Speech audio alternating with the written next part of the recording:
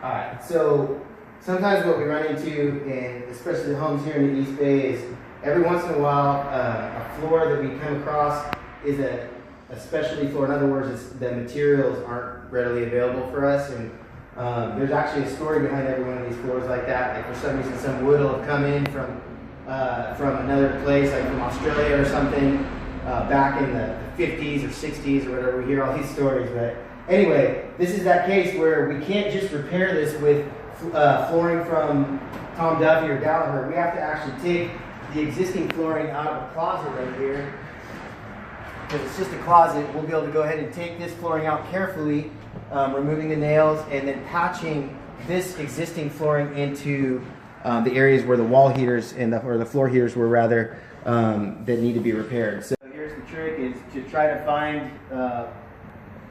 one of these little boards that I can cut out of the closet in order to start it. So I'm just kind of picking one of these small boards right here. I think this will be the best one for me to kind of try to tear out. So I'm just going to use this multi-tool and try to get it out here.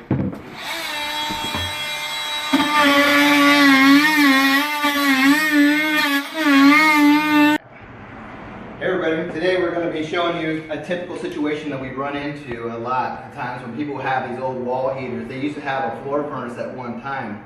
And typically what happens is the guy that's installing the heater, the plumber, whatever, they're not carpenters, they do the best that they can. However, when it comes to a floor guy, we have a little bit of an issue here because when this guy installed this piece of plywood here, it wasn't exactly lined up with the existing plywood, which is going to cause a little bit of a problem. When we go to put our hardwood floor, just in this corner, he did really good all the way around, but this corner is sinking down, which is going to make it really, really difficult when we go to put our flooring because it's going to want to sink down a 1/4 inch. So in this situation, since all 3 corners are pretty good, we're going to go ahead and leave this in this time. But normally we would take out all the screws and we would shim this board up exactly perfect with the existing subfloor. That way we can have a nice even surface for all of our flooring to adhere to when we nail it down. So the best thing we can do right now is go ahead, we're going to weave this in, cut back a few seams right here, and we're going to shim this up right here so we're perfectly level with existing. And then we're going to lace this back in and continue our refinish process. Alright, so here we go. We're just tearing out this old, carefully trying to remove this old flooring. Salvage as much as you can of it without breaking it. This happens to be really brittle, so it's kind of hard to do so. But so we have some flooring that we can use over here on this patch. So.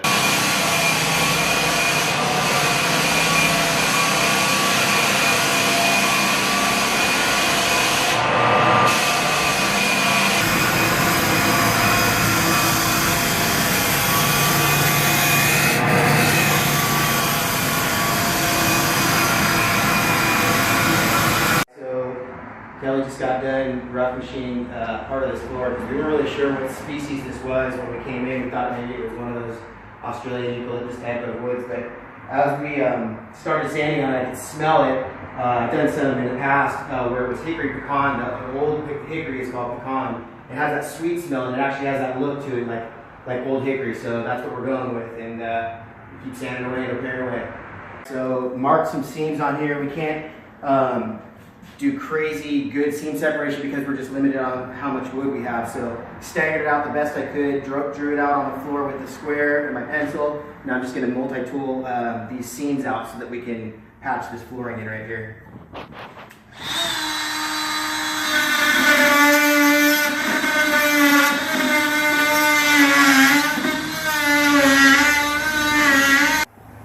Alright, so about to mark this board.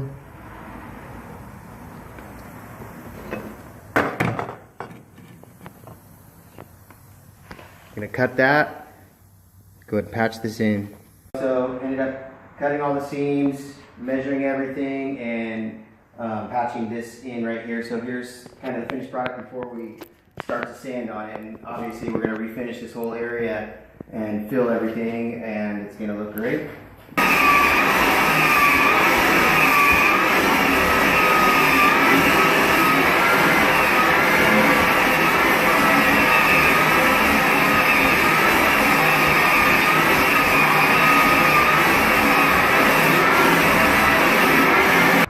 These old floors that we refinished, there's been so much expansion and contraction with the wood over the seasons, and it leaves these big gaps everywhere. This happens to be an old floor that was just, looks like it just had finish nails, so there's movement, you can hear squeaks in it, but this wood filler, this trollable wood filler, goes in and fills all these cracks, and when we sand it off with our 120 grit belts, it just looks a lot better without the big giant gaps everywhere.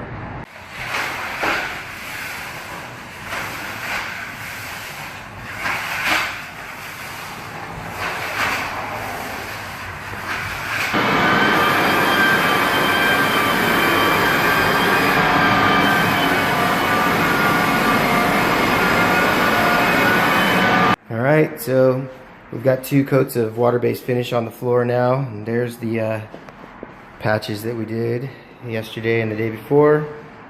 The floor's turned out really good. We're just about to install that cedar closet and get a final coat on this floor.